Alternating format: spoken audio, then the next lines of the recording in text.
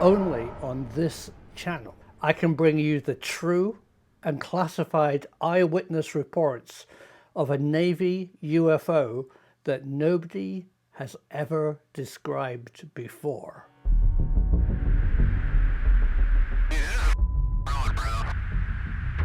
There's a whole fleet of them. Look on the ASA. My gosh.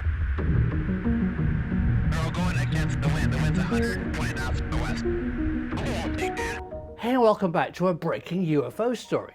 There's a new twist on the so-called Nimitz US Navy UAV story, which I'm finding really interesting. You will know that I have two competing theories about what they really saw, and I do believe they saw something. One, you can't forget that all these encounters were in an MOA, military operational area, where they test advanced weapons systems. So I believe one of the more reasonable explanations is that they saw something above their pay grade, because it's well known that companies like Raytheon and Lockheed Martin, working on advanced drone type craft, would be testing them in the area they saw them. But that fails to explain the extreme speed and maneuverability of these craft, which they saw.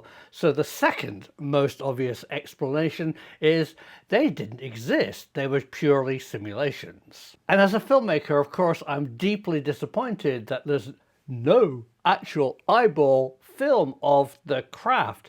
All we have is a Hi8 tape, and that's the technology they used on the F-18 at the time of the incidents to record the HUD, the head-up display, of what these pilots genuinely saw. And the resolution's terrible. Good enough for a post-flight debriefing only. And I don't think there's a super high-res version out there. So I was amazed to come across this, a compilation of eyewitness reports from the pilots and other people who saw the craft. Now, eyewitness reports might be wrong. You can take their descriptions with a pinch of salt, but these are credible Navy people. They're no doubt used to being debriefed, and I think they would have told the truth. So let me just read to you this Department of Defense report, which adds a new light onto what the people saw.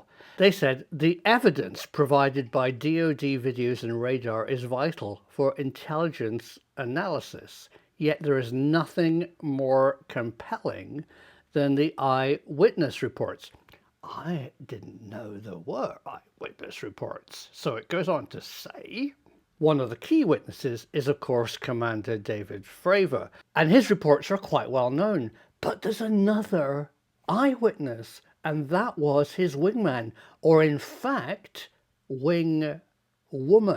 The report says, we have now interviewed the pilots and all radio operators who encountered the objects at close range. Fravor's wingwoman, said, we didn't stand a chance against it. It wasn't a Russian or Chinese weapon system.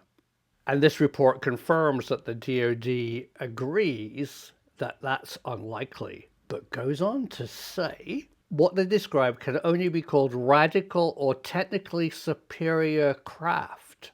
That's true. And now we get down to the really interesting part of this pretty classified report. And this is from Favor's wing person. She said, at close range, the craft appeared to be black cubes. I hadn't heard that before. And she goes on to say, the corners of which are touching the inside of transparent spheres a mere 6 feet in diameter. This is wonderful new stuff. She went on to say, there are no discernible air inlets, exhaust, wings, or any means of propulsion.